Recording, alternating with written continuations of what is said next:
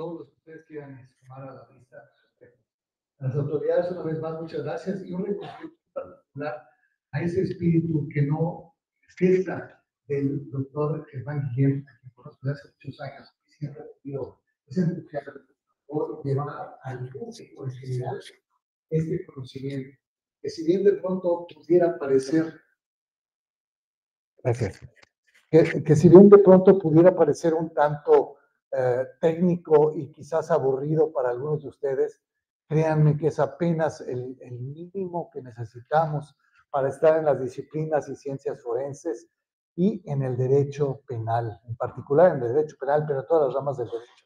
Así que a todos los que se encuentran estudiando derecho, estudiando criminalística, estudiando juicios orales, cualesquiera que sea el rubro, hasta inteligencia artificial, del cual tenemos aquí un gran maestro ya de la inteligencia artificial, creo que están en muy buen camino en estas instituciones guiadas por los McCallum, que mis respetos para todo lo que proveen de conocimientos a ustedes, ahí está mi respeto. Bien, el tema que me ocupa ha sido instado por el doctor Guillén, que precisamente es un tema que nos ha parecido innovador, lo hemos venido comentando desde hace tiempo. Se trata de la defensa forense. Ese es el tema, digamos, el título del tema, que puede sonar un poquito, digamos, tricky, enredoso, para confundir aquí en México, porque no se ocupa mucho, y esto es algo precisamente en lo que hoy queremos abrir brecha el doctor Guillén y este servidor suyo. Esperamos que lo vean con esos ojos, si es que aquí hay abogados presentes, defensores sobre todo, pero también tenemos a un grupo que nunca falta de médicos forenses por allá, que me da mucho gusto y les aplaudo también hasta su presencia. Y sin más preámbulo, quiero pues empezar diciendo esto. El derecho penal, damas y caballeros, tiene un objetivo central que todos dejamos de lado. Cuando le preguntan a ustedes, incluso a abogados, cuál es el objetivo principal del derecho penal, suelen decir castigar el delito. Ese es un gravísimo error. El objetivo central es prevenir el delito y, en su mejor óptica, evitarlo.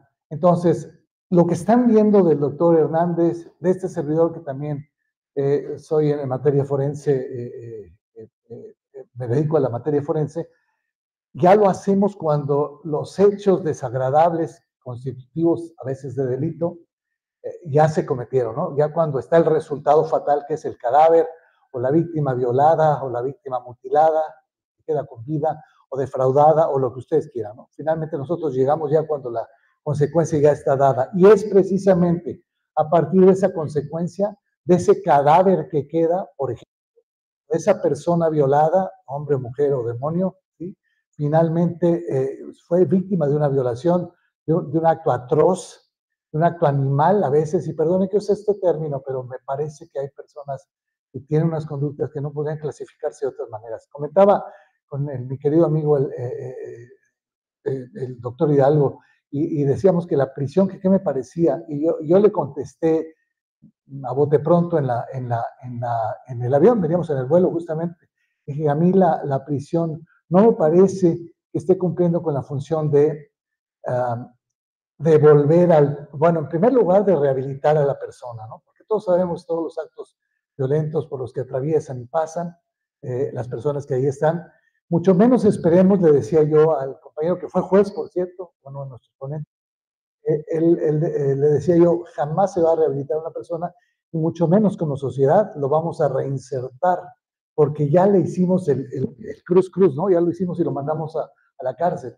Entonces es muy difícil pensar que nuestras instituciones penitenciarias en particular produzcan buenas personas que salgan de ahí de manera que no guarden resentimientos. En fin, lo digo porque lo que vamos a ver también, no traigo fotos tan gráficas, así lo cuidé como mi querido amigo don Alejandro, pero vamos a ver entonces de qué se trata esto. Y el título, decía yo, a instancias del doctor Guillén, fue precisamente cómo las ciencias forenses, que también ahí hay un error, porque no nada más son ciencias, también se usan las disciplinas, las técnicas, los procedimientos, incluso hasta otras maneras, hasta las artes se usan, ¿no? Entonces, estamos hablando de que no se deben llamar ciencias, sino disciplinas en general, ¿no? Cómo las disciplinas forenses pueden servir a la Procuración y Administración de Justicia, no solo a los abogados per se, para defender su postura en el sistema acusatorio, sino también al juzgador, que es, a final de cuentas, a quien le vamos a dirigir. Nosotros, los forenses, y ustedes, los abogados, les vamos a dirigir esa teoría del caso, con la cual les vamos a tratar de convencer de que los hechos no ocurrieron como dice el Ministerio Público que sucedieron, ¿no? O a lo mejor para decirle que ocurrieron de otra manera. Para eso están las ciencias forenses. ¿Se acuerdan de lo que dice el Código Nacional de Procedimientos Penales en México? ¿Cuál es el objeto de la investigación? ¿Lo saben ustedes? No hay manos. Bueno, entonces los digo, dice, el objeto de la investigación es, por un lado, esclarecer los hechos. Es lo más importante. Tenemos que entender qué es lo que sucedió. Ahí tengo un cadáver. Pues sí, pero no sé si murió de causas naturales, si fue un homicidio, si fue un accidente, etcétera. Entonces, por eso tenemos primero que nada que esclarecer los hechos.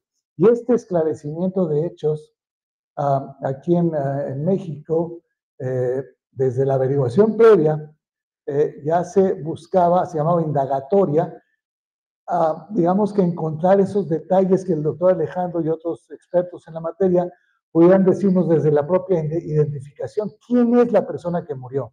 Y ahí empezamos a cuestionarnos desde una óptica criminalística, no nada más de la medicina, ¿no? ¿Qué sucedió? Las preguntas que siempre nos hacemos se llaman preguntas de oro. ¿Qué, quién, cómo, cuándo, dónde, con qué y por qué? Es decir, ¿qué sucedió? ¿Es una muerte natural, lo decía yo, o es un accidente, o es un homicidio? ¿Quién es la persona que murió? Y por otro lado, lo que nos interesa a veces es quién, si es el caso, la privó de la vida. ¿Estamos hasta ahí de acuerdo todos? Entonces, por ahí vamos. ¿Cómo la privó de la vida? ¿En dónde perdió la vida? ¿Con qué la mató, por ejemplo? Y el para qué, ¿no? O el por qué. Entonces, esas cosas son las que nos van a explicar las disciplinas forenses. Esta introducción que las puse es una foto histórica, que vean ustedes desde hace cuánto tiempo ya, estamos hablando de que está documentado desde el siglo XVI y antes ya se utilizaban estas cuestiones de apoyarse en el conocimiento ajeno o experto de alguien, un médico, por ejemplo, un dentista, como acaba de decir nuestro querido amigo, un ingeniero, para enseñarle al juez qué es lo que pudo pasar y que este juez estuviera en capacidad de juzgar debidamente y que no se vaya por ahí. También es un tema que venía platicando con el doctor José Hidalgo aquí presente, ¿no? Justo de que al juez no le llevamos la cuestión científica. A veces le queremos llevar puros testimonios de, nosotros lo llamamos, y lo voy a decir para que todos lo entiendan en el mismo contexto, cuando alguien llega a decir que él vio los hechos, en las fiscalías, en las procuradurías de antes, decíamos que era, ahí vienen los chismosos, ¿no? Porque vienen a decir puro chisme y puras cosas inventadas, que a veces no son coincidentes ni consistentes para con la verdad histórica, como algunos le llaman, ¿no? Pues tenemos nosotros los forenses esa tarea de identificar si lo que dicen los testigos, lo que dicen los declarantes, lo que dicen las personas en sus entrevistas, se corresponde con los resultados materiales que hoy tenemos frente a nosotros. ¿Cuáles son esos resultados materiales? El cadáver, por ejemplo, una bala, una pisada, una huella dactilar. Esos son los resultados materiales, lo que queda, lo que resta del hecho, y es lo que nos toca como forenses precisamente dilucidar. Para ahí el objeto de la investigación.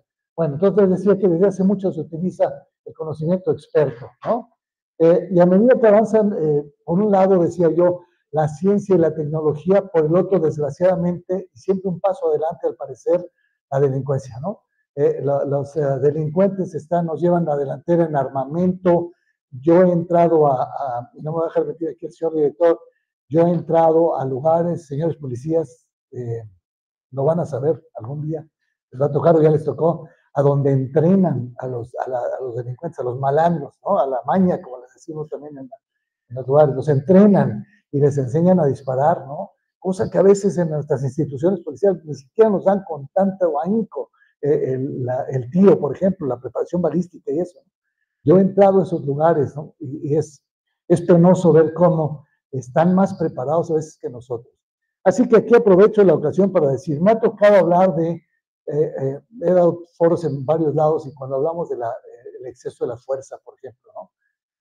Yo siempre he dicho y lo reiteraré siempre, por más que me desacredite a alguien, de que lloren en la casa de ustedes, queridos oficiales, a que lloren en la casa del malandro, con todo mi respeto, ¿no? Entonces, ustedes saben, el uso de la fuerza tiene que ser en ese sentido recíproco, según dice nuestra ley. Pero ¿cómo le vamos a hacer si estamos con una pistola contra tipos armados altamente? Entonces, desde ahí hay mucha polémica. En fin, conforme avanza la ciencia y la tecnología, también la criminalidad, las fuerzas, las disciplinas forenses tienen que volverse cada vez más necesarias para que podamos combatir este yugo que estamos sufriendo. Los delitos, como dice nuestra Constitución en su artículo 21, le corresponden ser investigados por el Ministerio Público, ¿no? A ver, si ya saben que son delitos, entonces ¿para qué los investigan? ¿No? Yo siempre he dicho que tenemos que partir de una cuestión mental de que vamos a investigar hechos probablemente constitutivos de delito y hasta que no tengamos la corroboración forense, no podremos decir, créanmelo, que se trata de un delito o que se sucedió esto o aquello. Aunque me diga doña Juana o don Juan por ahí, que me digan, es que yo vi esto y le dieron 7 machetazos en la cabeza, eso no puede ser consistente con la verdad si la medicina, la criminalística, la dactiloscopía, la química, la toxicología, etcétera, no nos cuentan esa parte científica que tiene por detrás todo esto. Bueno, precisamente el Código Nacional del que hemos estado hablando, a la defensa le da un marco de desarrollo, de desenvolvimiento, en el 356, por ejemplo, cuando nos habla de esa libertad probatoria que tenemos para probar los hechos, nosotros los acusados, ¿no? De todas las maneras que podamos y se nos ocurra, siempre y cuando, desde luego, sea legal, ¿no? Por otro lado, tenemos el 368 de este mismo dispositivo legal, el Código Nacional de Procedimientos Penales, que dice que cuando se requiera de un conocimiento adicional como el que posee el perito en la rama que ustedes quieran, podemos recurrir a esto, ¿no? Ahí está el 368. Entonces, la defensa ya tiene esa latitud desde el propio código para contratar peritos particulares y no quedarse, insisto, únicamente con la verdad científica que ha querido proponernos el Ministerio Público, que no siempre, lo he de decir, aunque trabajamos en las instituciones, no siempre es exactamente consistente con la verdad. ¿Cierto, caballero? Lo veo que sí. ¿Sí o no? ¿Usted? ¿Sí o no? Ok, me da la razón. Muy bien.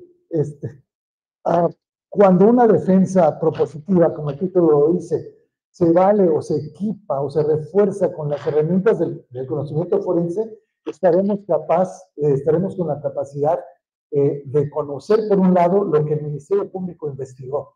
Es decir, hasta dónde llegó este Ministerio Público, qué tanto va a poder probar su dicho en audiencia de juicio para meter a la cárcel a nuestro defendido, ¿no? Por un lado. También podremos nosotros apuntalar, ¿no? Precisamente con ese conocimiento forense, una teoría del caso sólida y basada, como lo dije hace rato, en la ciencia. Que la ciencia sea la que respalde nuestro dicho. ¿Y por qué insisto en la ciencia, queridas compañeras, queridos compañeros? Porque existe una bondad de la misma, que es la reproducibilidad. No sé si la han escuchado, pero yo puedo decir que este hoyo se produjo con un disparo de tal calibre, estando parada la persona aquí, más o menos, y la persona tenía esta estatura. Eso lo puedo hacer 1 y 20 veces, eso se llama reproducibilidad, cosa que el dicho de doña Petra o de doña Chismela no es siempre comprobable, ¿no? Apenas teniendo el respaldo forense podremos asegurar que algo ocurrió de tal o cual manera. Muy bien. Siguiendo con el Código Nacional de Procedimientos Penales, el equipo forense, como dice aquí, nos lo avala el artículo 17 de este código, donde dice que tenemos derecho a una defensa, por un lado, También dice el artículo 136 que existe la posibilidad o el espacio para uno, que ya dimos una práctica de esto hace 2 años en Sinaloa, el consultor técnico. Un consultor técnico es una persona que tenga conocimientos en materia forense, que sea perito en algo, por ejemplo, o en varias ramas, y que esté del lado sentada al abogado, junto al abogado, ¿no? A la abogada o al abogado, para que le esté diciendo cómo hacer las cosas, qué actos investigativos hacer, cuál va a ser el alcance de estos actos, etcétera, etcétera, ¿no? No va a poder participar de manera oral en la audiencia de juicio, que también es otro tema que venimos platicando el doctor José Hidalgo y su servidor, porque hasta a veces hay jueces que los castigan, ¿no? Nos han castigado, nos han llamado la atención, pero sí podemos decirle al oído al abogado qué es lo que puede y debe preguntarle a ese perito o a ese testigo que están en el momento utilizando para consolidar la teoría del caso, de la parte contraria. Ojalá que me entiendan, si no, por favor, deténganme, ¿no? También habla del 356, qué tanto podemos usar para probar, ¿no? Todo lo que sea conveniente para nosotros, y como decía yo, a los peritos que los avala el 368 del mismo ordenamiento, ¿no? Bueno, el consultor técnico, que es la persona a la que hice referencia, basado en el artículo 136, dice que o sea, se entiende, porque acuérdense que lo que no está escrito no está prohibido, ¿no? O sea, lo podemos hacer, no hay ninguna regulación. Dice que podemos asesorar a las partes, Ministerio Público o Defensa, al que nos contrate primero, ¿no? Bueno, este consultor técnico puede desde los primeros momentos ayudarnos a entender si lo que hay es suficiente para armar una teoría del caso, o si definitivamente no vamos a tener mucha latitud. Estoy poniéndome del lado de la defensa ahorita, ¿no? El Ministerio Público dice que tal persona le califica con feminicidio, por ejemplo, ¿no? Entonces nosotros, los consultores técnicos, estaremos averiguando si realmente los elementos que se encuentran se corresponden con el delito del feminicidio, o si tenemos otra posibilidad para salirnos de esa acusación, ¿no? Esa es la función del consultor técnico, para que se entienda, ¿no? También podemos sugerirle cómo extraerles la información en audiencia de juicio. Aquí tengo sentado al perito, a don Alejandro, ¿no? Para el Ministerio Público, ¿no? Y ayer estábamos haciendo un ejercicio muy interesante en la mesa, ¿no? Mientras cenábamos. Y él nos decía, esta mañana también, ¿no? Él nos decía, es que sí, y yo trabajé y yo le hice esto al cadáver. Sí, de acuerdo, pero usted nada más lo identificó, ¿verdad? Como médico, sí, lo identifiqué. Pero no conoce usted la causa de muerte, ¿es correcto? Fíjense, es un súper médico forense, ¿no? Una persona súper renombrada. ¿Qué me contestó ayer, mi querido Alejandro? ¿Qué me contestaste esta mañana? Cuando le dije, pero no sabe la causa de muerte, ¿es correcto? Bien, no le corresponde. Entonces, ya desde ahí puede desacreditar a este perito que trajo la fiscalía para, por ejemplo, hablar de no solo de la identificación, sino de la causa de muerte. O sea, tenemos que buscar por dónde irnos, por qué recovecos tomar para acreditar o desacreditar a un testigo de la talla de este caballero, ¿no? Bueno, seguimos entonces, por favor. Nosotros, el doctor Guillén y este servidor, y los que se nos han estado sumando a esta idea, consideramos que el equipo de la defensa, como dice ahí, puede fortalecerse siempre que se contrate, se cuente con peritos en diversas materias. Yo me puedo traer un experto en balística, por ejemplo, en armamento, ¿no? En mis fuerzas aquí armadas, ¿no? Me puedo traer a un capitán de navío, por ejemplo, para la Marina, o me puedo traer a un oficial que me diga de esto y de aquello. ¿Quién mejor que ustedes para asesorarme a mí precisamente en el caso que estemos juzgando? Entonces, el investigador forense que nosotros proponemos debe de estar desde los primeros momentos de la investigación, en el sentido específico de ver si lo que está haciendo el Ministerio Público, la Fiscalía ahora, está realizándolo con un apego estricto a los derechos fundamentales del gobernado. Aquí lo dice, ¿no? A lo mejor le tomaron, fíjense bien, abogadas, abogados, médicos, oficiales de la policía, fíjense bien en lo que voy a decir, le tomaron una muestra de un fluido corporal. ¿Y dónde está el consentimiento informado cuando dice que él aceptó eso? Fíjense, legalmente hablando, ya tenemos ahí una invasión, una violación a sus derechos fundamentales.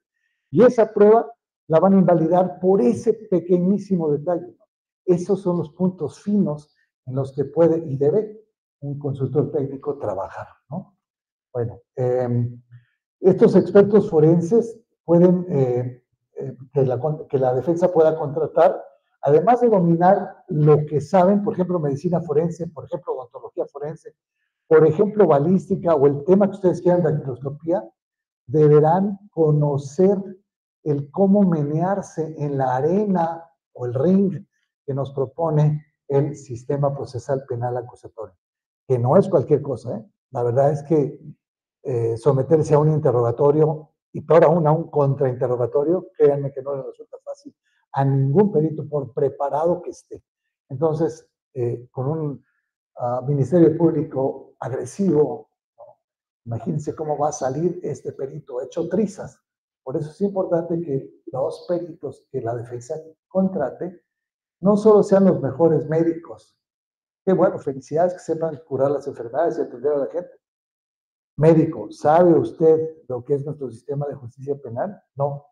Pues ya desde ahí ya nos amolamos, ¿no? Porque no conoce cómo se hace. Mi recomendación para este punto es, si ese es el mejor experto al que le estamos apostando y no hay otro que nos pueda ayudar, tendremos que enseñarle, llevarlo de la mano sobre, no lo que debe de responder, ¿no? Porque no le vamos a meter una idea falsa. No se trata de que mienta, sino cómo hacerlo para que no sea en un momento dado intimidado, por ejemplo, o anulado en su conocimiento. Bueno, estos expertos tienen que conocer elementos que realmente convenzan al juez de que así es como ocurrieron los hechos y que nos lo sepan explicar. Créanme, no cualquiera sabe explicar. Una cosa es conocer una materia y otra bien diversa es saber explicarla. Traten ustedes, hablen con el espejo, traten de explicarse algo que ustedes tienen en su mente, que conocen y que saben hacerlo. Trátenlo de hacer y verán qué difícil es. Grábense ahora y vean lo que están diciendo. Cómo cantinfleamos muchas veces si no llegamos a decir claras las cosas. Bueno, por lo que hacen los abogados en este sentido, el abogado ya no va a tener ni siquiera, digamos, cabida segura o caída segura también en este sistema procesal penal acusatorio por el solo hecho de que sepa hablar y que sea un gran leguleyo y un gran orador. Créanme que no. No le basta con poder decir elementos y argumentos. Créanme. Si no me ofrece el apoyo forense que me demuestre que lo que mi teoría del caso sostiene, mis alegatos de apertura sostienen, porque teoría del caso es otra cosa que también tenemos que platicar como tema aparte, pero así la conocen todos, ¿verdad? Los alegatos de apertura ahora, para que sean creíbles mis alegatos de apertura, necesito contar con el respaldo de la ciencia, la técnica, la tecnología, el arte. Acuérdense que el artículo 368 dice expertos en alguna materia, por ejemplo, la ciencia, por ejemplo, una técnica, por ejemplo, un procedimiento o arte, dice el artículo, ¿no? En fin, el juez tiene que saber de estos cómo le llegó esa información. Entonces, si los asuntos legales pudieran irse hacia la rama familiar o a la penal o a la civil, a la laboral, a la que ustedes quieran, siempre les ha de servir de mucho el decir de un experto en la materia forense. Y ahí tenemos, están viendo ustedes, por ejemplo, a un dactiloscopista, a otro fotógrafo. Ambos son expertos forenses en su rubro. A veces queremos meter a uno solo que sea todólogo. A esa persona la van a desacreditar. Un abogado con capacidades, un ministerio público agresivo lo va a desacreditar. Entonces, siempre tiene que meter a un experto en cada materia. Bueno, ahora les voy a pedir que pensemos unos minutos en lo que son las ventajas de contar con este saber forense en nuestras exposiciones, ¿no? Por ahí vamos. Entonces, una de las cosas a las que una defensa puede llegar con el conocimiento forense definitivamente sería el que podamos estructurar lo que aquí hemos solido llamar el desfile probatorio, se le llama, ¿no? Le llaman desfile probatorio. Lo vamos a presentar de manera lógica, ¿ok? También pudiera ser cronológica, en otro sentido coherente, diría yo, congruente también, el decir el dicho contra el hecho, es decir, que se corresponda, y había congruencia, Eso sería muy interesante de que con un consultor técnico y con la materia forense atrás de nosotros, el respaldo forense, podamos hacer que nuestros testigos desde la defensa vayan caminando en el orden que nosotros queremos hacerle llegar esa verdad, esa teoría del caso nuestra, esos argumentos que tenemos, que le entren al juez por la razón, que los entienda. En otras palabras, con el conocimiento forense vamos a llevar de la mano al juzgador a entender lo que sucedió. Sin ellos, créanme que yo veo muy difícil el camino. Este sería, digamos, el primer punto. El segundo, disculpen, cuando yo le presento 2 más 2 o pongo 2 manzanitas y 2 peras, a la cual le puedo explicar de esa manera didáctica, si ustedes quieren, al juzgador lo que ocurrió. Presentarle un cuerpo y decirle, murió de esto, ¿no? Usamos, ya hemos hablado los médicos en conferencias anteriores, a veces usamos terminologías tan sofisticadas que ni nosotros mismos como médicos las entendemos, ¿no? Hablamos de una hipoacusia, y aquel que no estudió etimologías grecolatinas, entre ellos los jueces, ay, perdón, se me fue, podríamos entender que no van a captar lo que dijimos, ¿no? Estamos hablando de términos demasiado elaborados, por eso se necesita un experto que nos lo baje 8 rayitas para que alguien lo entienda, ¿sí? Bueno, entonces, si nosotros le presentamos con manzanitas y peras el asunto, es más probable que este juzgador pueda decantarse, por lo menos abrir su mente y entender las cosas de otra manera. Por eso digo yo que la evidencia forense tendrá que modificar la perspectiva con la que el juez valora lo que así llamamos como evidencia, que en realidad no es más que todo lo que le presentemos, armas, zapatos, calcetines, balas, lo que ustedes quieran, eso es evidencia en mi país, así se llama physical evidence, ¿no? La evidencia física, que aquí se llaman indicios, pero ustedes se hicieron más bolas y le pusieron datos de prueba, elementos materiales probatorios, prueba. Y finalmente, lo que vayamos a presentar para apoyar nuestra idea debe tener un aval científico y técnico, ¿ok? Entonces vamos a modificar al juez de cómo va a pensar que ocurrieron las cosas. Expliquémoselos bien, pero con un experto forense atrás de nosotros. Por otro lado, si usamos a nuestro experto técnico, a nuestro consultor técnico y a nuestros forenses expertos, nosotros como defensa, vamos a ir en contra de lo que el supuesto experto que nos trajo el Ministerio Público, que es el mejor médico del mundo, ¿no?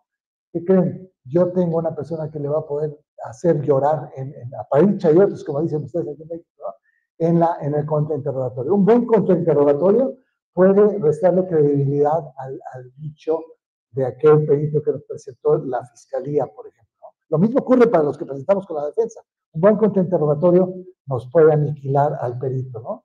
Bueno, influir en el modo razonable juzgador, sí, porque se lo estoy explicando, le estoy diciendo cómo es que 2 manzanas y 2 peras no suman 4 manzanas ni 4 peras. Siguen siendo 2 manzanas y 2 peras, ¿no? Eso se lo voy a enseñar a razonar con cosas fáciles al juzgador. El número 5, general, ustedes han oído hablar de reasonable doubt, ¿no? El término en inglés así se llama, reasonable doubt, cuando metemos al juzgador, cuando hacemos dudar al juez de aquello que se da por hecho. Espéreme, usted está diciendo que es homicidio, sin embargo, su señoría, esta defensa sostiene que en realidad fue un hecho accidental, por ejemplo. Entonces lo estoy metiendo a dudar de aquello que afirma la contraparte.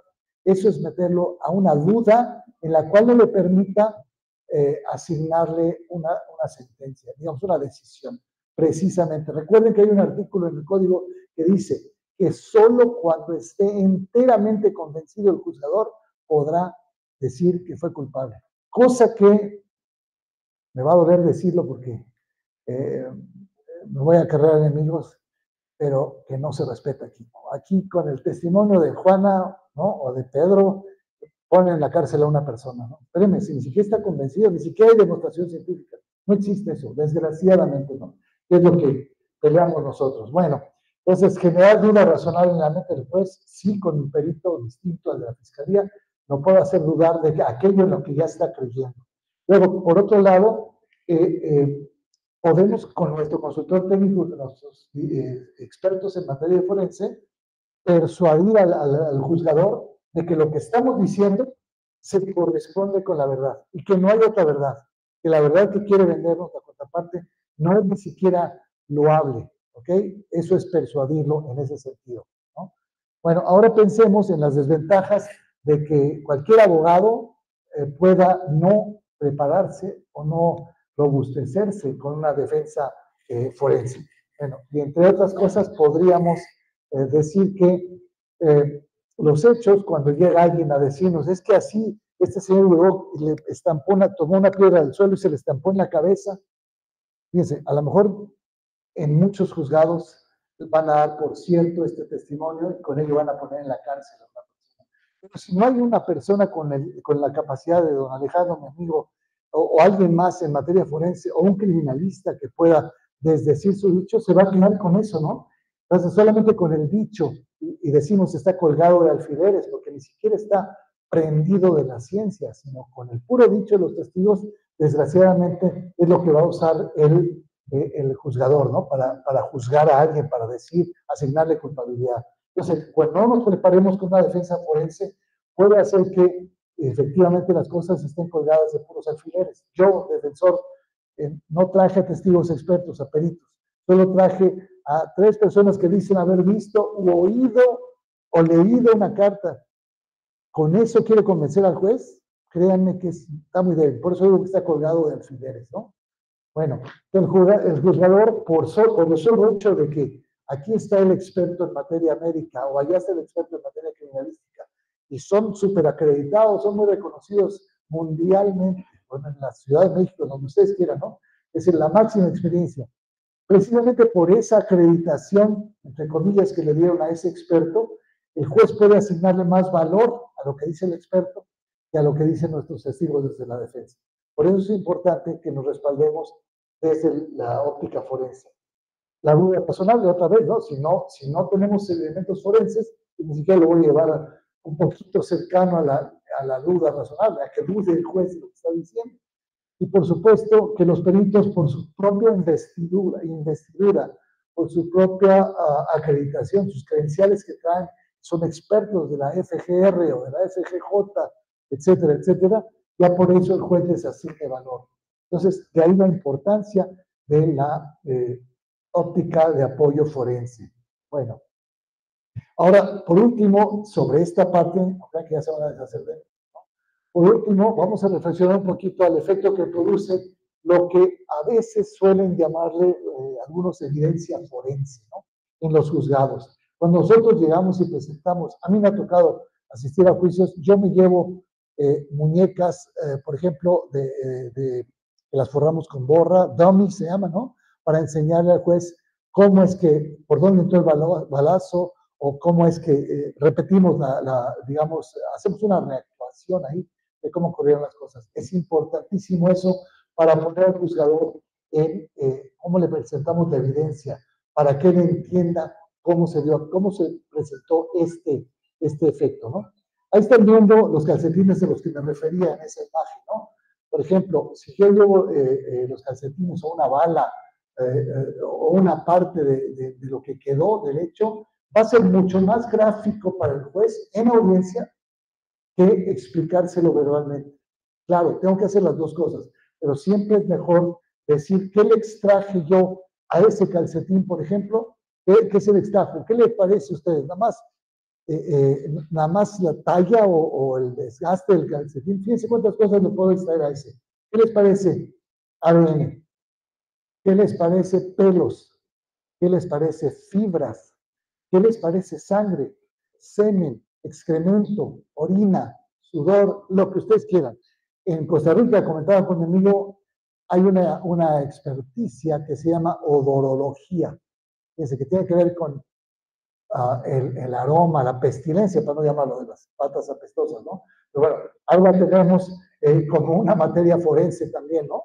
Ahí están los calcetines. Podemos identificar a alguien a través de ese humor, ¿no? El humor que platicábamos el médico, ¿no? Fue en un avión, ya les platicaremos otro día. Pero bueno, produce más sentencias acordes a las pretensiones. Si yo presento la evidencia física al juez, más lo voy a convencer y por ende voy a lograr que él le asigne credibilidad a mi dicho, ¿de acuerdo? Por otro lado, da certeza también respecto de la participación o no de determinada persona. Yo aseguro que el oficial está mandando mensajes de amor a su novia, ¿no? Está aquí frente a nosotros. Aseguro que el oficial que está mandando mensajes de amor es el que hizo esto o aquello, ¿no? Bueno, eso es mi dicho, pero si no hay cómo demostrar que él no es el responsable, se va a quedar con esa acusación y el juez se la va a asignar. Ahí vamos. Bueno, aporta elementos que confirman o no, o desdicen también los testimonios. Algún testigo que trajimos aquí, ya he mencionado a doña Chismela, por ejemplo, que viene y nos cuenta una historia, y el juez se la cree porque es una persona que hasta llora y superactúa en la sala de juicios, y el juez se conmueve y dice, pobre señor, nos está diciendo la verdad, déjenme tantito. ¿Qué creen? Que yo sí le traigo elementos, su señoría, con los que le voy a demostrar que el hecho ocurrió de esta manera, y no como dice doña Chismela. Bueno, por supuesto, cuando identificamos a alguien, así como decía el doctor Hernández, hablamos pues yo tengo los dientes que nos acercan a pensar que se trataba de un individuo de sexo masculino, ¿no? De tal talla por el tamaño de los huesos, ¿no? De tal peso por el ancho de los mismos, etcétera, etcétera, ¿no? Puedo dar datos que nos pueden ir llevando a creer quién es, pero para ser determinantes o conclusivos, podríamos precisamente con las disciplinas forenses asegurar que se trata del oficial enamorado, ¿no? Por ejemplo, del que estamos asignando, ¿de acuerdo? Por otro lado, les decía yo la reproducibilidad, ¿no? Ya les expliqué lo que es. Puedo reproducir o recrear ese resultado experimentalmente y hasta se cambió de lugar para que no lo identifiquen. Fíjese. Para que no rajen leña que fue, ¿eh? Sí. Ya lo grabamos, ya quedó el testimonio. Se va a YouTube saliendo aquí. Bueno, además la cámara está arriba, usted dice que se lo mandó, ¿eh? Cuidado allá en casa. Bueno, entonces, es reproducible y por ende confiable. Los jueces juzgan y creen a partir de algo que se puede reproducir. Su señoría, esta oreja que nos trajo el médico, sí es aquella. Pero ¿cómo si está carbonizada? Pues fíjese, ahí le voy a rehidratar otra vez, ya le enseñamos cómo fue. Para eso filmamos el proceso, para eso documentamos y le enseñamos cómo es que llegamos de esa oreja, digamos, quemada, de esa oreja ya momificada, la volvimos a revertir, le enseño el proceso al juez para que me entienda cómo lo hice, ¿no? Por último, desde luego, el juez va a tener más confianza cuando se apoya sus sentencias, cuando las apoya en una cuestión que pueda decir, con base en lo dicho por el experto en materia forense tal, o con base en lo dicho en este otro perito, es que puedo, fíjense, estoy apoyando, estoy dando razón a mi sentencia, ¿de acuerdo? Bueno, cuando hablamos de una triada, mi querido José Daniel, el término que acuñamos también en un avión, ¿te acuerdas que te dije de la triada? ¿No? Es que antes decíamos la trilogía, ¿no? Bueno, no es trilogía, es una triada. Un conjunto, un trío, ¿no? Aquí hablamos de la trilogía de investigación, ¿se acuerda, mi querido director, no? La trilogía de investigación, el Ministerio Público, ¿no? Los peritos, la policía, esa era la triada.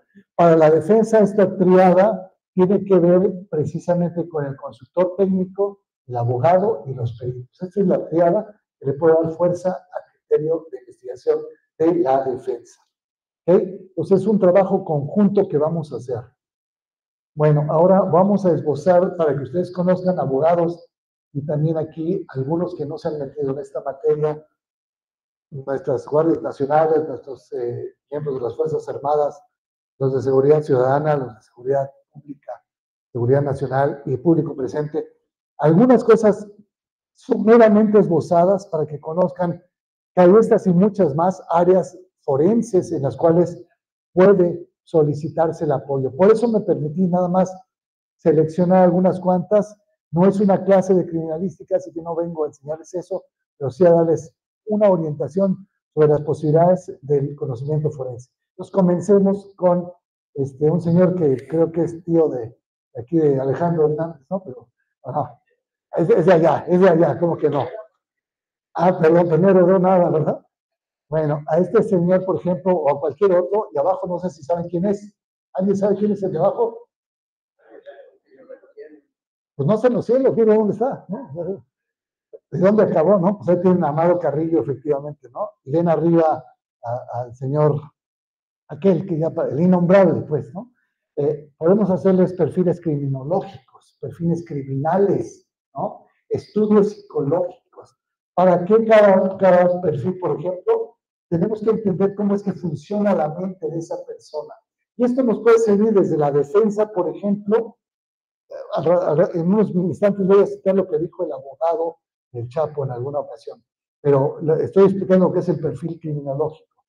Podría, en un momento dado, en unos buenos argumentos de entrada, en una buena teoría del caso, explicar que esa persona sufrió, por ejemplo, un maltrato por parte de sus padres o de su madrastra o de su padrastro, o que lo violentaron sexualmente cuando tenía 4 años o 5 años, ¿no? Podemos argumentar desde la defensa, con un perfil criminológico o psicológico, que esa persona tiene un trastorno, un resentimiento social, y por ello podríamos quizás atenuar la pena desde la óptica del abogado. ¿Me explico?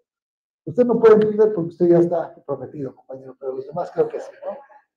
En fin, atenuar, ¿no? Eso es lo que tenemos. O podríamos también decir que se trata de una persona violenta de nacimiento y que responde de una manera agresiva desde siempre, ¿no? Ese es el perfil criminológico.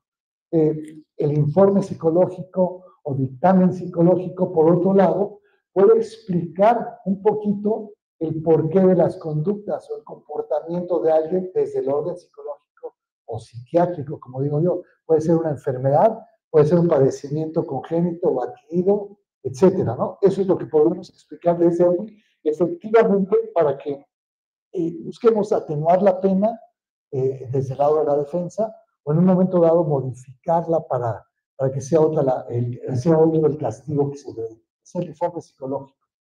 La mecánica de lesiones, que por cierto, ofrezco una sentida disculpa ante las autoridades, porque yo tengo que dar un curso mañana a las 7 de la madrugada en la Ciudad de México, y he estado invitado a hablar de mecánica de lesiones y mecánica de hechos para una teoría del caso fuerte, y desgraciadamente no voy a poder estar con ustedes en el taller, pero si alguno tiene alguna pregunta, cuente con la libertad de que a través del señor director puedan dirigirse a este servidor por correo, por WhatsApp, como quieran ustedes, para abundar en el tema, con muchísimo gusto, ¿no?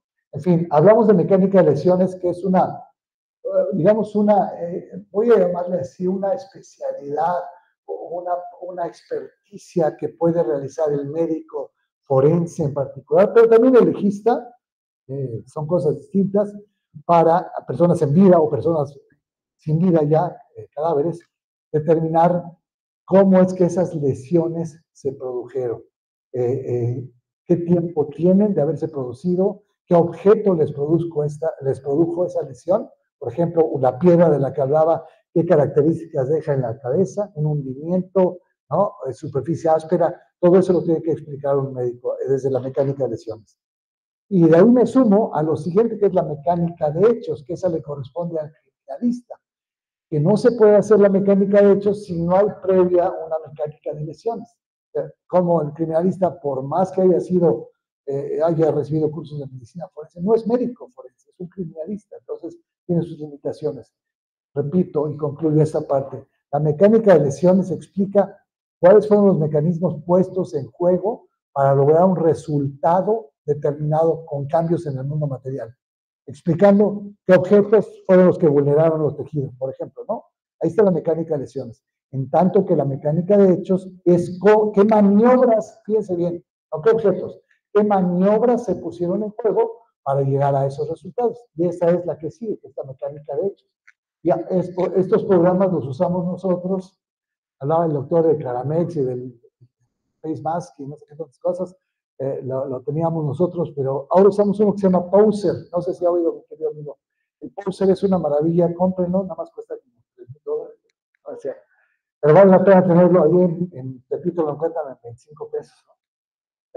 El Poser es un programa que nos deja recrear, para decirlo de una manera, cómo estaban las personas, qué ropa tenían, qué estatura, qué corpulencia, en qué posición se encontraban, qué elementos usaron, por dónde entró el disparo, por dónde salió. Y esto, en mi experiencia, ha sido Maravilloso. De hecho, con eso fue que le probamos a los jueces en Tabasco el caso y ya ven que ya están libres las personas, ¿no? Entonces, bueno, es importante que sepan que este instrumento funciona para convencer, para persuadir al juez. Usen. Recuerden que una imagen dice más que 1000 palabras, siempre. Pueden ser muy buenos hablando, pero si no le enseñan las peras y las manzanas al juez, no lo puede no entenderlo, ¿no? Bueno, seguimos adelante. La balística forense, están viendo ustedes varias cosas que los expertos ya podrían notar. Vamos a analizar si coincide, por ejemplo, el arma de fuego eh, con el proyectil emitido por esta. Si, tendremos que usar el conocimiento médico para saber si murió primero por la penetración de un proyectil que le dañó órganos y de ahí se vino un sangrado. Todo lo que ustedes quieran, eso lo vamos explicando por partes para armar la respuesta, ¿no? Pero luego en balística le voy a decir, oye, ¿cómo sabe que ese casquillo que usted encontró se corresponde con la pistola? Porque no es cierto, mi defendido no tiene un arma de ese tamaño, por ejemplo, o con esas características. Pues, ¿qué creen? Esa marca que ven ustedes allá al centro, arriba al centro, vean cómo en lugar de ser concéntrico tiene una salidita, una lengua salida hacia la derecha. Esa es la marca de la aguja percutora, cómo pega la aguja en el cartucho, en el fulminante, para ser exactos, y deja esa marca. Pues esa marca me puede ser muy significativa, así como las huellas dactilares o como las arrugas palatinas que me decía mi querido amigo, o cualquier otro dato, una cicatriz, un tatuaje. Esto también para las armas de fuego nos puede decir que que fue producido única y exclusivamente por esa pistola. Y no por otra de la misma marca y del mismo año, por esa, porque tiene cierto desgaste y ahí está la aguja de percusión, la están viendo. También vemos marcas de rayado, lo van a hacer más adelante, van a ver más adelante, del mecanismo de expulsión o de extracción de las armas. Ustedes oficiales saben de qué les estoy hablando. Del eyector, del llamador, todo deja rastro. El rayado interno del cañón, de las ánimas de los cañones, deja una marca específica que estamos tratando de buscar en ese cartucho que están viendo ustedes abajo en el microscopio, ¿no? Entonces, con eso podemos validar o descartar las hipótesis de la parte contraria. Fíjense, desde el conocimiento balístico, ¿no? La genética forense, que ya también hablaron aquí con mi médico, ¿no? Podemos usar estas técnicas que son específicas para estudiar todo tipo de vestigios, rastros, huellas, manchas que haya podido dejar el hecho, la comisión del hecho. Por ejemplo, el hecho violento que golpearon a una persona a tal grado que le sangró por aquí, le sangró por allá, pero antes la violaron, entonces va a haber residuos de células espermáticas, por ejemplo, pudiera haber sangre, pudiera haber sudor, lo dije hace rato, excremento, orina, lo que ustedes quieran, todo eso lo podemos ver desde la genética, incluso los dientes, ¿no? Nos lo decía el compañero, tienen una huella genética que también podemos rastrear desde ahí. Todo eso se arma desde este conocimiento, que claro, como coincido con el médico amigo, es muy caro y no se hace en todos lados. Idealmente quisiéramos contar con este estudio siempre, ¿no? Ya no tendríamos duda de las cosas, pero tenemos que empezar, y eso le faltó decir a mi amigo, no creo que sí lo dijo, nuestras procuradurías, nuestras instituciones, desgraciadamente, tienen muy poco presupuesto. Entonces tenemos que hacer las pruebas más baratas para acercarnos. Son pruebas presuntivas, ¿ok? Muchas veces. Y hay otras que las tratamos de hacer confirmatorias, pero no es tan fácil de que lleguemos a esto. Entonces, ahí está la genética, ¿de acuerdo? Pelos y fibras en la ropa, en los muebles, en el coche, en el cuerpo de otra persona. Buscamos pelos, no se habla de cabellos, vellos, bigotes, cejas, no, pelos en general, cualquier pelo. Si es de humano, tenemos que determinar primero si no es de animal, y desde luego a través del pelo la genética, ¿no? Si tiene el bulbo, particularmente, bulbo del pelo que se arranca con todo, a veces podemos llegar a los estudios genéticos, ¿no? En los pelos que quedan en la ropa, cuando hay contacto, hay una ley máxima criminalística, ¿no? Todo contacto deja una huella. Every contact leaves a trace, dice, es el principio que usaba Sherlock Holmes, el personaje de Conan Doyle, ¿no? Todo contacto deja huella. Si yo le saludo de mano a usted, compañera, me va a dejar el olor de su perfume, su sudor y yo el mío, ¿no? Estamos haciendo, usted nos dejaría el perfume de varias personas, por ejemplo, ¿no? Eso pasaría si lo examináramos usted. Pero bueno, ese pelos y fibras. La documentoscopía, que es ligada a la grafoscopía, estas estudian los documentos, ¿de acuerdo? Los documentos. En cambio, la grafoscopía estudia las firmas, si estas fueron falsificadas o no, etcétera, ¿no? Estos son dos áreas muy importantes, repito, en cualquier área del derecho penal y las ciencias forenses. La toxicología forense, para encontrarse en los cadáveres o las personas que alegan violación, por ejemplo, tienen rastros de alguna droga, de algo que les metieron en la bebida. Por eso mucho cuidado a los hijos y familiares y a ustedes mismos y mismas, ¿no? Si los invitan a algún lugar, cuiden lo que les dan, mejor que abran el bote enfrente de ustedes, y aún así puede ser adulterado, ¿no? Hay mucho riesgo en esto. Pero bueno, por eso sí, la toxicología, el rodizonato de sodio es una prueba que aplicamos para detectar si esa persona tiene en la piel, a veces en la cara también, no nada más en las manos, residuos de metales, por ejemplo, plomo, bario u otros que son propios de la pólvora. Entonces, con eso nos acercamos a pensar que esa persona pudo haber emitido un disparo, disparado un arma. Y si esa arma además la asocio con las marcas que ya les enseñé hace ratito, la marca de eyección, la marca de percusión, etcétera, etcétera, puedo tener más seguridad en lo que estoy aportando al juez. La prueba de Walker se hace con unas sustancias químicas que dejan ver también los detritos que se desprenden con la pólvora. Mal dicho, algunos dicen que explota, no explota, se desflagra. Ese es el término correcto. Cuando la pólvora se desflagra, avienta unas partículas de sí y las deja impregnadas en la ropa de quienes estuvieron cerca a ese disparo cuando fue detonado, pues, ¿no? Y esas manchas son las que buscamos con esa metodología, nos deja ver, por ejemplo, la cercanía, qué tan cerca estuvo la persona que disparó. Para ser muy claros, hasta 80 centímetros me puedo acercar a medir. Más de 80 ya es muy difícil de detectar, ¿eh? Pero hay quienes se atreven a decir, es que estaba a 1,5 metros, ya ni se ve, pero bueno, eso es lo que algunos sostienen, ¿de acuerdo? La ontología forense, que ya el compañero ya habló de ella, ya no los detengo más, pero también nos deja ver los restos esqueléticos en cadáveres ya descompuestos, en putrefactos, y el diente está ahí, los dientes están ahí, y existe un registro previo, también vamos a poder hacer una identificación positiva de esa persona. También nos acerca, por ejemplo, a los delitos de violación, ¿no? Esas mordidas que trae el compañero en el cuello, por ejemplo, ¿de qué creen que devienen, no? O esos chupetes que se llaman sufilaciones, ¿no?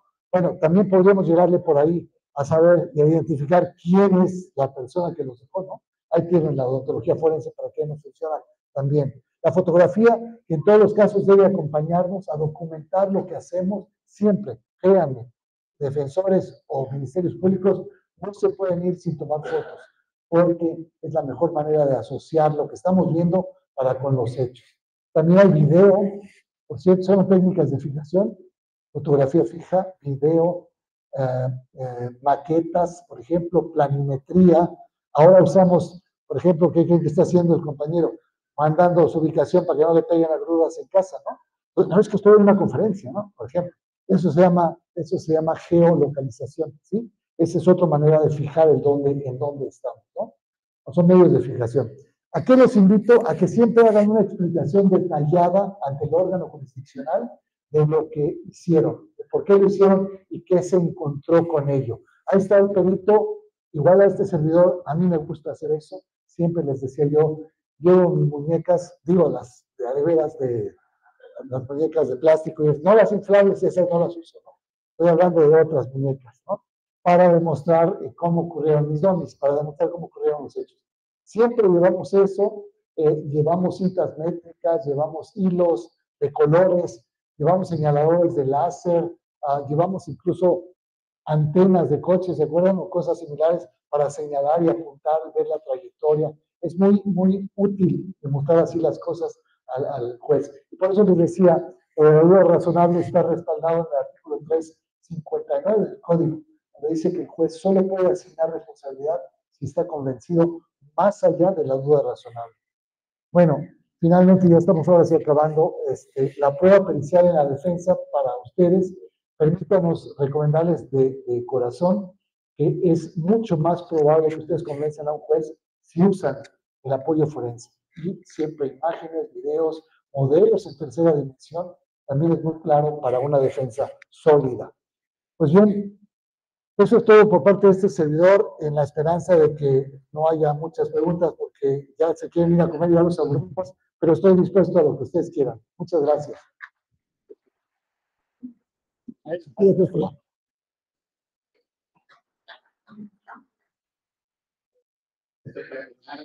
Evidentemente, plenamente acreditada en el conocimiento de la asociación que corroboran. Vamos a estar agradecidos. Y vamos a entrar al periodo de preguntas evasivas, aunque aquí vamos a llegar al oponente a que nos dé respuestas. Quiero dejar nada más un recuerdo para todos aquellos que hoy aplican la ley. Policías, guardias nacionales, o un puesto les puede ayudar en su trabajo, incluso en su defensa. En 2007 vivimos en Sonora, ahora es recuerdo otros un evento que fue la televisión, van a correr con la caravana de la muerte, una representación que se ahí. Después de vivir a la cantidad de individuos que venían en condiciones delictivas, hoy, a la semana recibimos sendas denuncias en contra de los elementos de lo que era la Policía Judicial del Estado. ¿Cómo logramos que los jueces liberasen de toda responsabilidad a nuestros elementos? Este evento, por ejemplo, por aquí están los compañeros de la seguridad, es lo que empieza a hacer la Policía Estatal, 2006-2007, a raíz de 2007. ¿Cómo lo logramos? Escucharon al doctor Borges. Cuando nos acusan, porque esto estuvo la oportunidad de ser director general de operaciones de la Fiscalía Local, cuando acusan a todos nuestros elementos participantes de la declaración, donde evidentemente nosotros respetamos la ley, los acusados, pagados por la parte, no sé si sea de parte de la máquina de padre, nos dijeron que todos los policías militares estatales, todos aquellos, evidentemente, pero todos aquellos que trabajaron a Serena y Policía Federal, que incurrido, aplicado con micrófono, tiene micrófono. Está bien.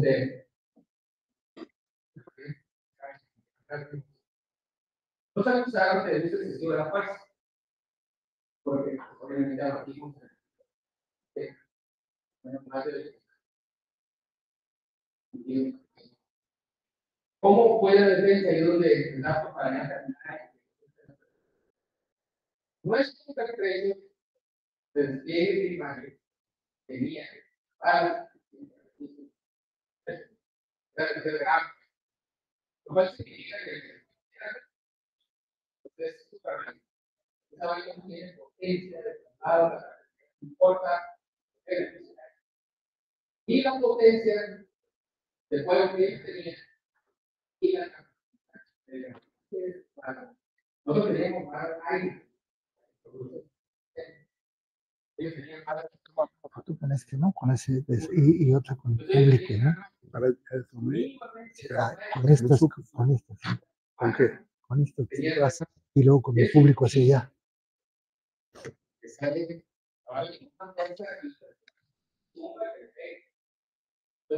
Era desventaja cuando, bueno, yo no participo cuando estamos en el tratamiento, vamos a decir, de esa manera, es muy importante el regreso para que el ponente es el magistrado. Vean cómo, porque nosotros demostramos que nuestros pertrechos iniciales eran inferiores y que no había tal exceso de fuerza, simplemente en el despliegue de la defensa nosotros teníamos un equipamiento. En la segunda despliegue, obviamente vamos a tener los pertrechos mejores y aplicamos la ley. Así evadimos para todos los agentes de policía judicial del Estado, en los juicios que nos dan, judicialización a lo que llevaron a todos nosotros, incluidos defensa y comités federales, así ganamos con las disciplinas forenses. Demostramos que no había tal exceso de fuerza nuestra, lo que era de menor capacidad era el equipamiento que teníamos. Nuestras balas eran de 3 gramos de pólvora contra, en nuestra primera despliegue, contra balas mínimo de 9 gramos de pólvora de ellos. Entonces, cuando nos reclutaron, nosotros habíamos desperdigado, de ellos decían 30,000 balas. Y quisiéramos tenerlas en el ejército. Entonces, yo les dejo esto para que por favor hagan preguntas, aprovechen la experiencia. Con mucho gusto. El doctor Warren, que decirnos en el día a día de lo que lamentablemente hoy enfrentamos de una manera más cruda, toda vez que nuestra sociedad ha crecido, nuestras actividades. ¿Quién es el primero? Adelante. Preguntas para él. Sí, claro.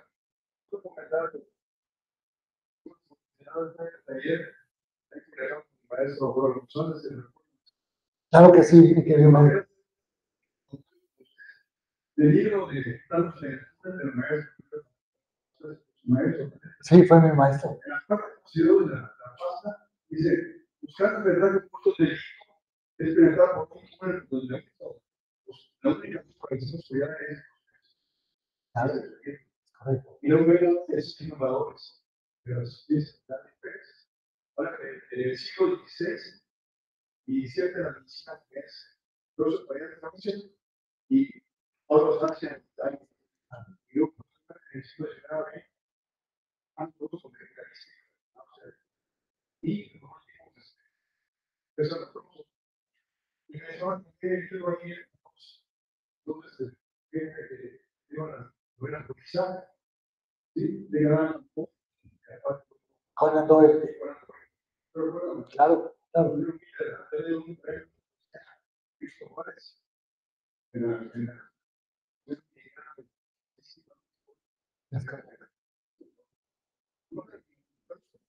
Claro, cómo no. Muchas gracias, muy amable. Gracias a ustedes. ¿Alguna otra pregunta que quieran hacerles ese servidor? Ya se aburrieron. Muy bien. Está bien.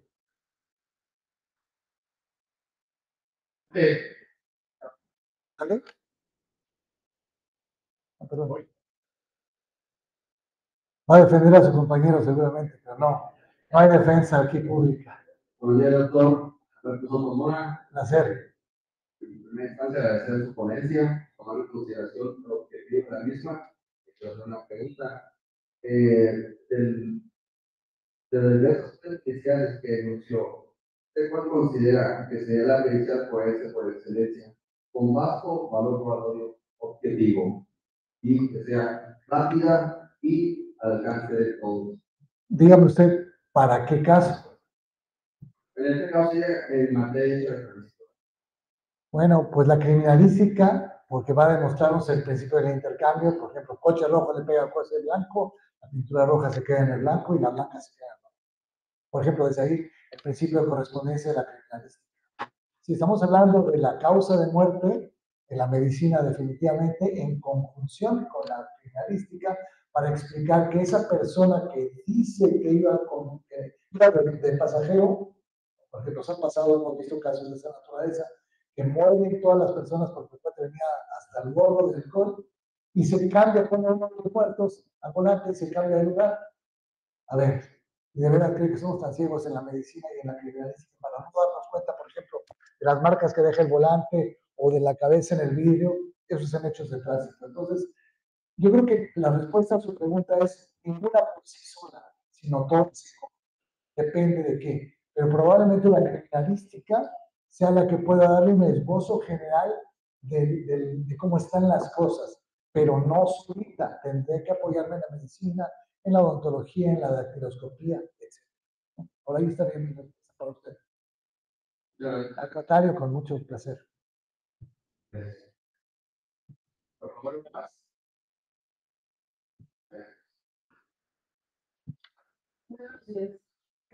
Mi duda es, porque interrogatorio puede acreditar la evidencia de una disciplina. Un abogado mañoso y con conocimientos forenses, pero sobre todo de artilugios y artimañas, es capaz de desacreditar algo. Por ejemplo, lo decía con mi amigo don Alejandro, ¿no? Es que usted es médico forense, fíjese, ahí estoy haciendo el contrainterrogatorio. Ya soy contrario a él, ¿no? ¿Usted, médico forense, fue al lugar de los hechos? No se oye. Okay. Ya desde ahí, ya desacredité por lo menos la cadena de custodia, la procedencia, el estado en el que se encontraba el original cuerpo, es decir, como originalmente se encontraba, ¿no? Todo lo que había pasado desde que lo recibieron los camilleros, lo subieron a la ambulancia y lo aventaron, ya desde ahí puede tener otras contusiones el cuerpo que vamos a confundir con antemortem, ¿no? Claro, un experto como él no lo permitiría, pero con ese tipo de preguntas que son mañosas, puedo desacreditar su dicho en cualquier rama. Por eso es importante contar, decía yo, e insisto, con un consultor técnico capacitado para que realmente les diga dónde están, querida oficial, las áreas de oportunidad y dónde están los posibles riesgos que pudiéramos tener ahí con los respectivos expertos que es el médico. Gracias a ustedes por la visita. Gracias. ¿Y hay alguien más? Bueno, no hay personas que hacer la presentación y pasarle el uso de la voz al ingeniero Cristóbal para que el reconocimiento. Muchísimas gracias. Por favor. Un placer. Gracias a todos.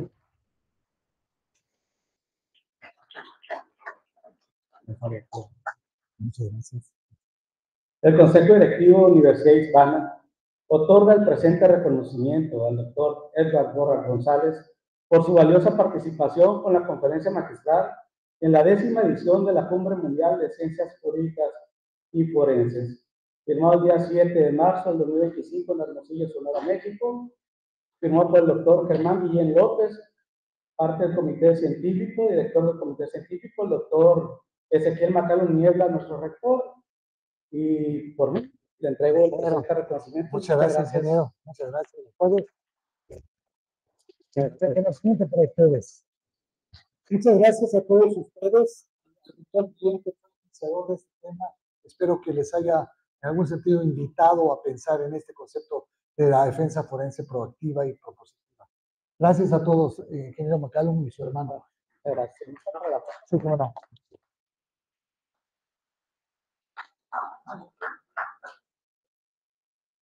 Así otra más, ya lo conozco. Gracias. Muchas gracias. Gracias. Vamos a darle paso a ellos. Gracias.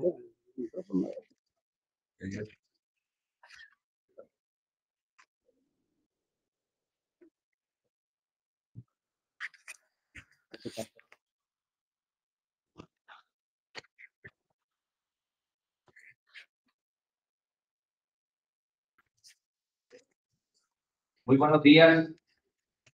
Estamos aprovechando el marco de esta 10ª Cumbre Mundial de Ciencias Jurídicas y Forenses para hacer entrega de estos grados académicos, producto del trabajo de algunos años de estudiantes, tanto en el área de las maestrías como en los doctorados. Así que esperemos que este proceso que han vivido como estudiantes de un posgrado les haya servido para cumplir el objetivo que tenemos nosotros como institución académica, como asociación civil sin ánimo de lucro, pero sobre todo como instancia aportadora de conocimiento que realmente impacte positivamente a la sociedad. Así que esperemos que sea una productiva tarea la que hoy se llevan por medio de este escudo, como le llamamos nosotros los gladiadores aquí en este grupo educativo gladiadores, y este escudo que representa este grado que se les entrega sea un compromiso para el trabajo que se avecina a estos profesionistas, tanto en el área de las maestrías como en el doctorado. Me voy a permitir ceder el uso de la voz a los compañeros para llamar a las personas que recibirán en este acto su grado académico. Adelante, doctor.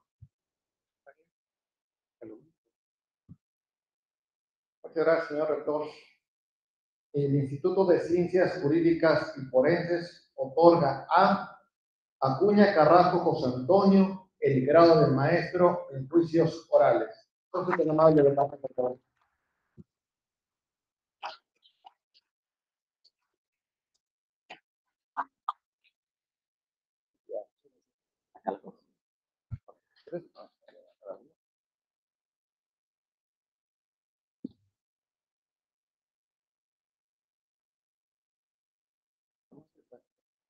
Felicidades, maestro. Si gusta leerlo tú y ya.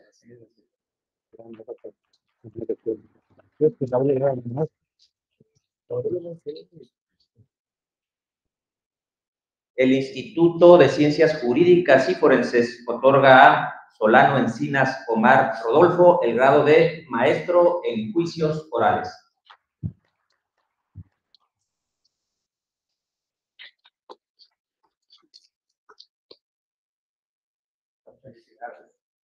Felicidades, maestro. Muchas felicidades, maestro. Esta es suya, mire. Ya para la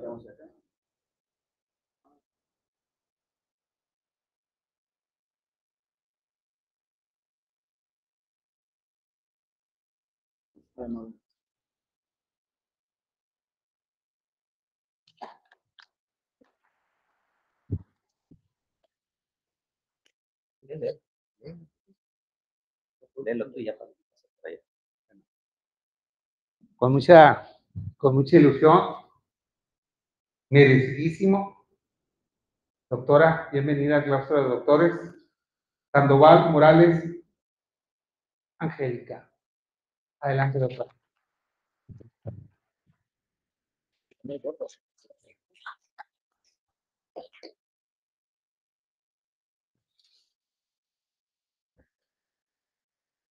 Hermano.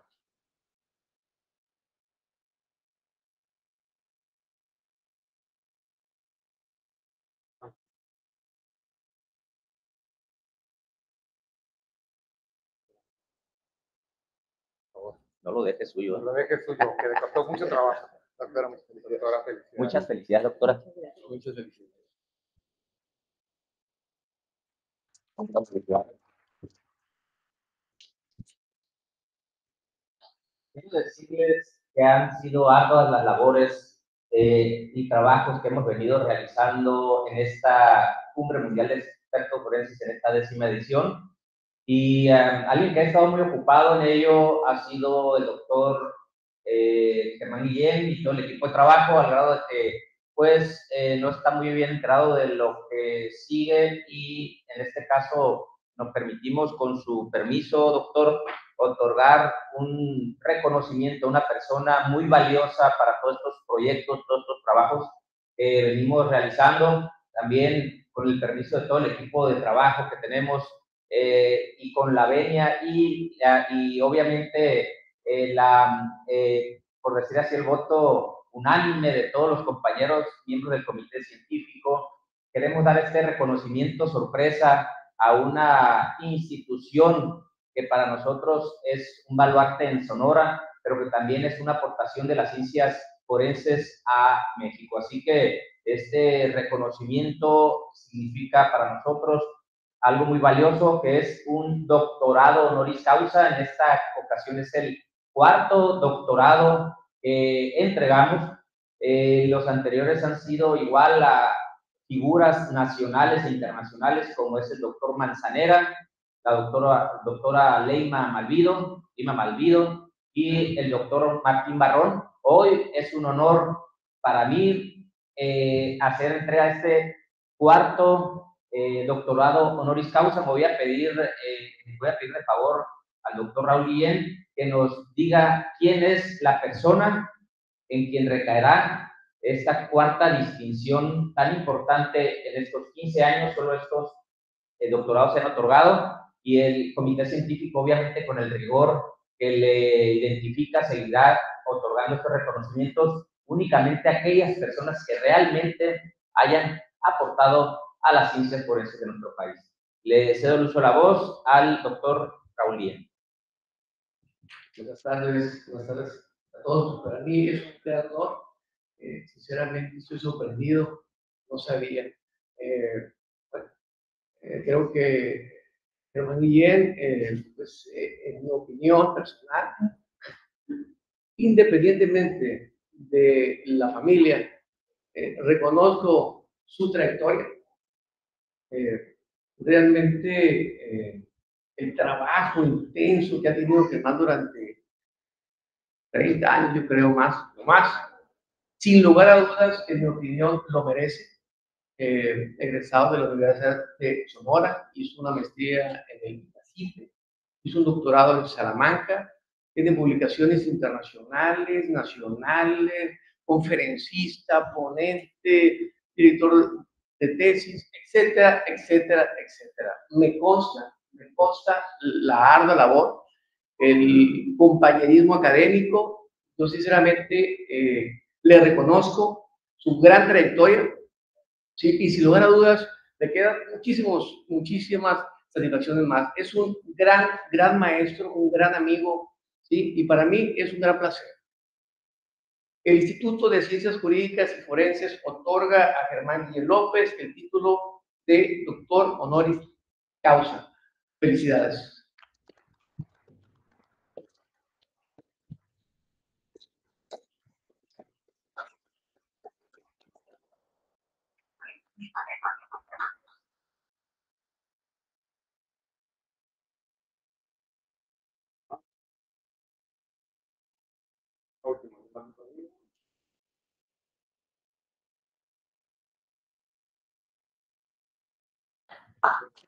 Quisiera aprovechar que el de esta décima edición sirva a brindarnos unas palabras, comentarles que ya nos iba a renunciar hace algunos años, iba como en la sexta edición y ya se nos quería ir, pero por ahí las oraciones y los trabajos realizados por tanta gente que lo quiere, nos concedió que Diosito nos lo dejara para seguir produciendo muchísimo a la ciencia forense. Adelante, doctor. Bueno, muchas gracias. Yo estoy muy acostumbrado a premiar a mis amigos, a reconocer a mis amigos. Reconozco que todos son más brillantes, que todos son más capaces. Mi único mérito ha sido la perseverancia y que me han permitido estar cerca. A mí particularmente no me gusta recibir homenajes porque me emociono mucho. Y bueno, la razón es muy sencilla. Ninguno de estos logros hubiera sido posible sin el esfuerzo de mis padres, a los que les debo todo. El 98% de las personas de este país nacen, viven y mueren en el mismo lugar. El doctor Raúl, con independencia de que sea mi hermano y mi compañero de mil batallas, es testigo de lo siguiente. En nuestra casa, a los 4 años, era un cuarto de lámina, un catre, piso de tierra. Esa era nuestra casa. Gracias al esfuerzo de nuestros padres, tuvimos la posibilidad de estudiar. Y pues realmente estos logros, cuando se dan, no es la primera vez, ya he recibido muchos, no sé si por viejo, pero me hace recordar a mi madre y a mi padre, que afortunadamente lo tengo, y que realmente por eso me emociono y agradezco que están aquí no solamente mis maestros, mis amigos, sino unos grandes compañeros de vida, y también recuerdo a los que se fueron. Es mucha la responsabilidad porque ese doctorado, yo he sido el que he sido más exigente en el tema de las entregas, tan es así, se lo digo al doctor Luis Rodríguez Manzanera, muchos años después, luego la doctora Lima, tuvimos la pérdida invaluable de un hermano del doctor Martín Gabriel Barrón Cruz, lo tuvimos que hacer póstumo, y pues yo la verdad no había querido mover el tema porque Martín para mí fue un hermano y pues me sorprendió mucho esto. Agradezco infinitamente que me acompañen en este momento. Muchas gracias.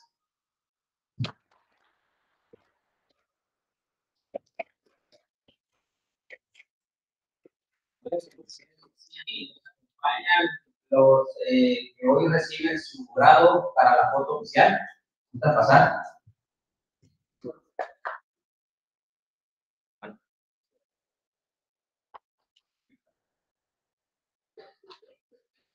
eran 4 sillas para que los demás se sienten.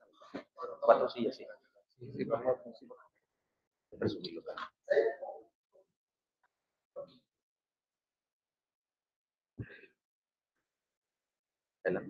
Vamos a sentar nosotros para que los demás estén parados así. Sí, nosotros sentados. Sí, ya. Vente, Germán. Ah, bueno. Ah, ok. Bueno, nomás nosotros. Sí. Bien. Quitamos esto de favor. Mira, vamos a hacer una calma.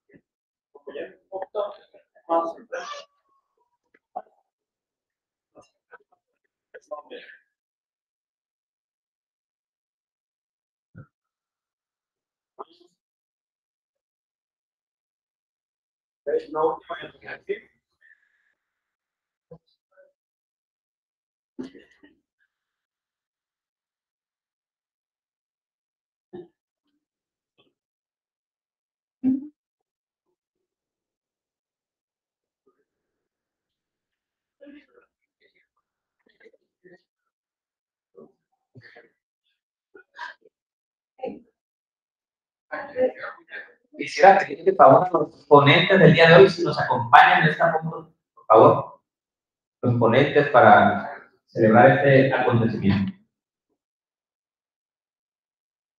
Pásate.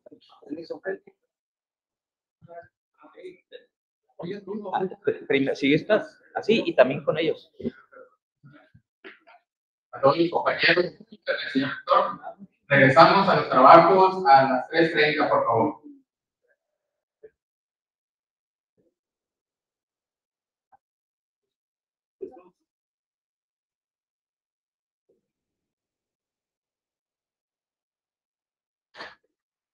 Una más.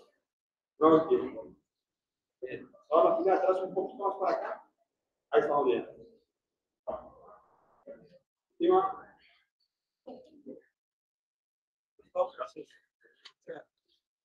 Listo. Yo, doctor, muchas gracias por sus referencias. Yo en un ratito me quedé conmigo. A la mente mucho que le hago. Bueno. Me quedo amigo que me dejaste a mitad de la tarea. Gracias. Como siempre. Doctor.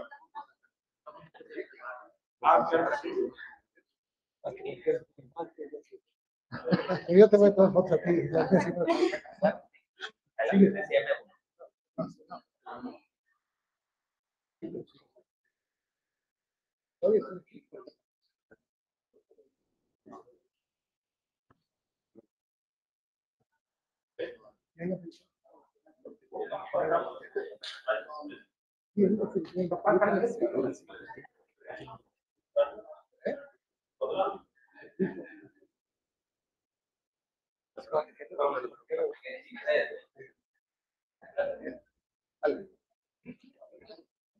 Dale,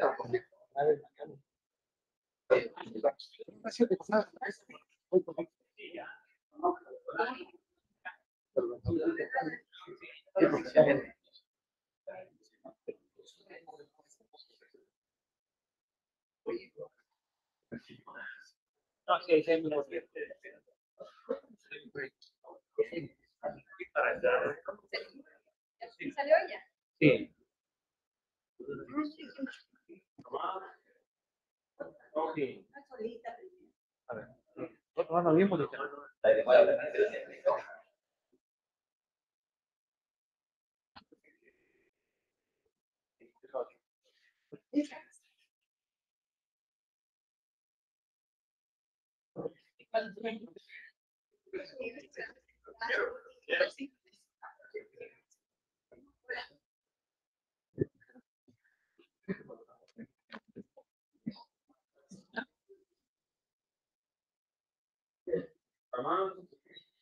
La última. Adelante. acá mira, de lado para que ella como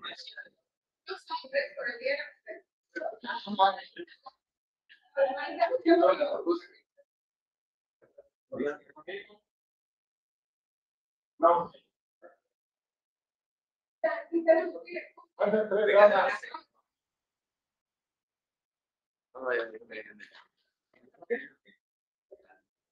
Pero más, un poquito todos juntos.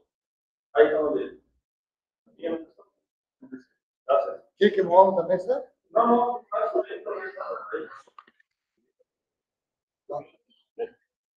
Dios mío.